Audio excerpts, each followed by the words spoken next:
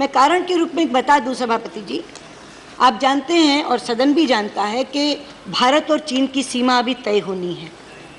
चीन और भूटान की सीमा भी अभी तय होनी है। दोनों के अपने अपने मैकेनिज्म्स हैं। हमारे यहाँ स्पेशल रिप्रेजेंटेटिव का प्रोविज़न है। पहले श्री शिवशंकर मेनन और अब आज के NSA अजीत डोवल हमारी ओर से स्पेशल रिप्रेजेंटेटिव हैं, और भूटान का अपना है, वहाँ K4 स्वयं ये एक मैकेनिज्म को चला रहे हैं। ये दोनों सार्वभौमिक देश हैं। भारत और चीन अपनी सीमा तय कर लेंगे, भूटान और चीन अपनी सीमा तय करेंगे। लेकिन एक जगह ऐसी है जिसे ट्राई जंक्शन पॉइंट कहते हैं, और उस ट्राई जंक्शन पॉइंट में ये सहमति है, रिटर्न में सहमति है। 2012 में एक समझौता हुआ था भारत और चीन के बीच में। उसके पैराग्राफ 13 में लिखा हुआ है कि ट्राई जंक्शन पॉइंट पर भारत, चीन और थर्ड कंट्रीज, वो थर्ड कंट्री का मतलब भूटान, मिलकर तय करेंगे।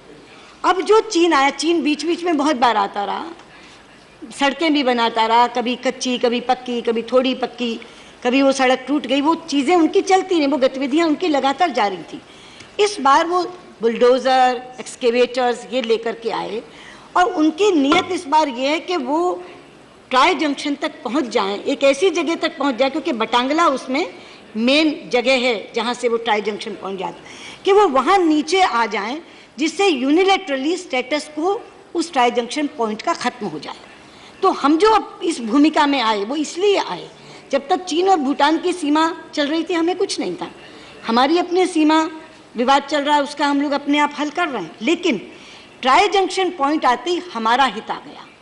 अगर चीन यूनिलैटरली उस ट्राई जंक्शन पॉइंट के स्टेटस को बदल देता है तो सीधे सीधे फिर हमारी सुरक्षा को चुनौती होती है। तो कारण ये है। जो आपका कहना कि मांग क्या है, मांग उनकी ये कि हम अपनी सेनाएं वहाँ से विड्रॉ। आप कहते हैं कि हम क्या चाहते हैं, हम ये चाहते हैं कि अगर संवाद चल रहा है कि भाई अगर कोई बातचीत बैठकर करनी है तो दोनों अपनी अपनी सेनाएं हटाएं। तो कोई भी अनरीजनेबल बात भारत की तरफ से नहीं हो रही है।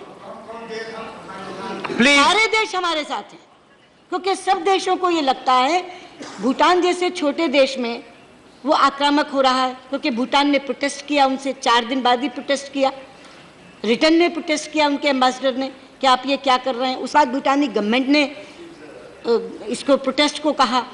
तो इसीलिए सारे के सारे देश ये समझ रहे हैं कि भारत ने जो अपना मत रखा है और जो पक्ष रखा है वो गलत नहीं है, न्याय हमारे पक्ष के साथ है, इसको सारे देश मान रहे हैं।